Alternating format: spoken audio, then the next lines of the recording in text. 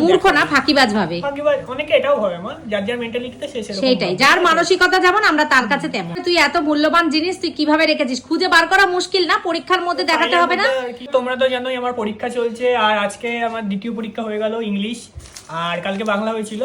তো পরীক্ষা নিয়ে বিশেষ কিছু আপডেট তোমাদেরকে দিইনি, ভিডিও আপলোড ঠিকঠাকভাবে করতেও পারছি না, তোমরা জানো। এই দেখো, এটা হচ্ছে আমার বাংলা প্রশ্নপত্র, এটা আমার ইংলিশ প্রশ্নপত্র। তো অ্যাজ ইউজুয়াল তোমরা অনেকেই জানো যে মানে যারা বাংলাতে ভালো তাদের বাংলা ভালো হওয়ার কথা, যারা ইংলিশে ভালো তাদের ইংলিশ। বাট সত্যি কথা বলি, আমি ইংলিশে কিন্তু একদমই ভালো নই, ঠিক আছে? মানে ইংলিশটা আমার খুব যথেষ্ট ভয় লাগতো। আর বাংলা প্রশ্নটা কালকে যথেষ্ট কঠিন করেছিল আমাদের, মানে লেস ইম্পর্টেন্ট জিনিসগুলো বেশি দিয়েছিল আর ইম্পর্টেন্ট জিনিসগুলো স্কিপ করে গেছিলো, মানে টাইপস অফ ধাপ্পা দিয়েছে আমাদের বাংলা প্রশ্নে। তো যাই হোক, ঠিক আছে। এত বড় বড় সমস্ত চরিত্র থাকা সত্ত্বেও, মানে ঈশ্বরচন্দ্র বিদ্যাসাগর, রবীন্দ্রনাথ, এত বড় বড় চরিত্র থাকা সত্ত্বেও সমরেশ বসু দিয়েছে, যেটা আমরা জানি না। যাই হোক, আমরা জানি সমরেশ বসু মৌমাছি কবিতার লেখক, পিপিলিকা, মৌমাছি মৌমাছি কোথা যাও নাচি নাচি, কি বলিস? ক্লাস 3 তে পড়েছি আমরা। সেকেন্ড হচ্ছে ইংলিশ পরীক্ষা, যেটা আজকে ছিল, এক্ষুনি দিয়ে এলাম। এবার আমি বলছিলাম ইংলিশে হয়তো লিখতেই পারবো না ঠিকঠাক ভাবে, বাট না, ইংলিশ প্রশ্নটা কিন্তু তুলনামূলক সোজা করেছে। আর আমি ইংলিশ পরীক্ষা যখন দিতে গেছি, আমার আশেপাশে হলে সবাই খুব টেনশন করছে। আমি বলছি কাম ডাউন বয়েজ, অত টেনশন করার কিছু হয়নি। বাবা, মনে হয় তুই বিশাল ইংলিশ পারিস। ইংলিশ না পারলে অত টেনশন নিয়ে তো লাভ নেই, টেনশন নিলে তো আমার জিনিসটা ভালো হবে, সে তো নিশ্চয়ই, আমার জিনিসটা আরো খারাপ হবে। একদমই তাই। তো কুল মাইন্ডে পরীক্ষা দাও। তো বাপি একটা তোর ফটো দিয়ে ইয়ে করেছিল, তোকে আশীর্বাদ করার জন্য বলেছিল। ওখানে প্রচুর প্রচুর প্রচুর মানুষ তোকে শুভকামনা জানিয়েছে, কনগ্রাচুলেশন বলেছে আর আশীর্বাদ দিয়েছে। Thank you, thank you. Congratulation তাদের সবাইকে আমার ছেলের তরফ থেকে শুধু থ্যাংক ইউ না, বড়দেরকে অনেক অনেক প্রণাম। তোমরা অবশ্যই শান্তুকে আশীর্বাদ করো। 4টে পরীক্ষা বাকি আছে, ঠিক একদম। আছে? তো 4টে পরীক্ষা আমি নেক্সট কি? নেক্সট অঙ্ক।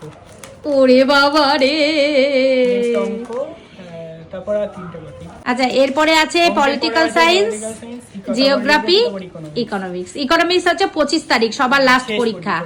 খুব মজা, খুব মজা। সবার 27 শেষ, আমার 25 শেষ। আমার না, যাদের এই কেন 27 শেষ কাদের? 27 অনেক সব পরীক্ষা আছে, 26 27 পরীক্ষা আছে। কম্পিউটার যাদের, তাদের 27 শেষ। কম্পিউটার ওই যে অ্যাপ্লিকেশন কম্পিউটার সায়েন্স যাদের আছে, তাদের 27 শেষ। আচ্ছা আচ্ছা। তো চলো বন্ধুরা, তোমরা এক্সাম সময় হয়তো খুব একটা ভিডিও আপলোড করতে পারছিও না, ঠিক আছে? এই ভিডিওটা এই জন্য আপলোড করলাম তোমাদের সাথে। আর অনেকে তোমরা বলেছো আমার মাধ্যমিকের রেজাল্ট দেখতে চাও, আমি একদিন লাইভেও বলেছিলাম যে আমি দেখাবো।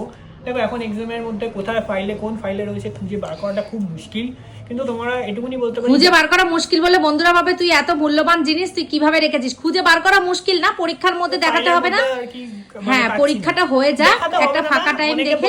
অনেকে বলে ছেলেটা সারাদিন তো এই সমস্ত ঘুরে বেড়ায়, ঠিক আছে? তাদের অনেকের আক্ষরিক করতে অনেকে ভাবে তুমি মূর্খ, তাদেরকে আমি আমার মাধ্যমিকের রেজাল্ট মূর্খ না, ফাঁকিবাজ ভাবে।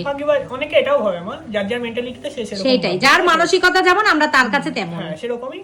তো তাদের মানসিকতাটা যদি ভুল, সেটা প্রমাণ করার জন্য আমি সেই রেজাল্টটা দেখাবো। অনেকগুলো পরীক্ষা বাকি। তোমরা আমার ক্লাসে যারা পড়ো, যারা আমার ভিডিও দেখো, একই ক্লাসে এই বছর উচ্চ মাধ্যমিক দিচ্ছ, তোমাদেরকেও আমি তো তোমাদের সহপাঠী হবো, তাই জন্য বলবো তোমরাও ভালো করে পরীক্ষা দাও, যে যেখানেই থাকো না কেন। সবার জন্য মানে অনেক শুভকামনা, অনেক ভালোবাসা, শুভেচ্ছা। যারা আমাদের সবার ভিডিও দেখো, তাদের সবার ভালো হোক, ভগবানের কাছে প্রার্থনা করি যাদের মঙ্গল হোক।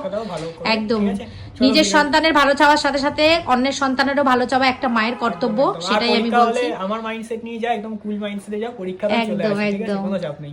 তো চলো, ভিডিওটা এখানে এন্ড করে দিচ্ছি। তো চলো, টাটা।